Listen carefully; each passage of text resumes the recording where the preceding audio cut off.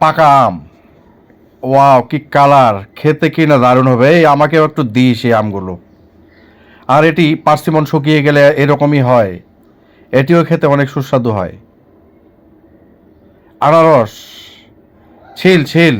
আনারসের খোসাগুলো কেটে আমাকে দিস একটু। এটি খেতে নিশ্চয়ই অনেক টেস্টি হবে। আর এটি নাশপাতি।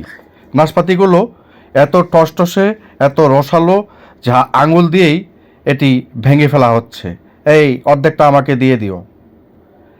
আর এটি বাঙ্গি জাতীয় একটা ফল। এই একাই খাইস না, ফলটি দেখেই কিন্তু আমার লোভ হচ্ছে। এটি শরীফা, আতা ফল।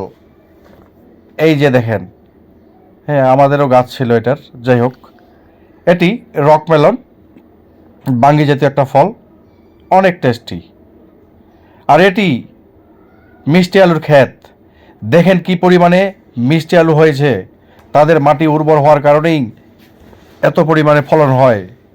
মিষ্টি আলু খেতে অনেক মিষ্টি হয়। আর এই অ্যালোভেরাগুলো দেখুন, অ্যালোভেরা পাতাগুলো দেখছেন একবার, কত মোটা এবং কত বেশি থাকে। এগুলো হলো আনারকলি ফল। এই আমাকে একটা দিয়ে তো। এই আনারকলি ফলটা শুধু কক্সেস বাজারেই আমি খেয়েছি, আর অন্য কোথাও খেতে পারি নাই, দেখি নাই। ওয়াও, একটু টক স্বাদের। এটি হলো পাম। পাম ফলটা পেকে গেছে দেখেন। এই লোকটি গেছিল মাছ ধরতে, কিন্তু মাছ না পাওয়ায় সেখানে এত পরিমাণে লবণ, সে লবণ নিয়ে বাসা যাবে।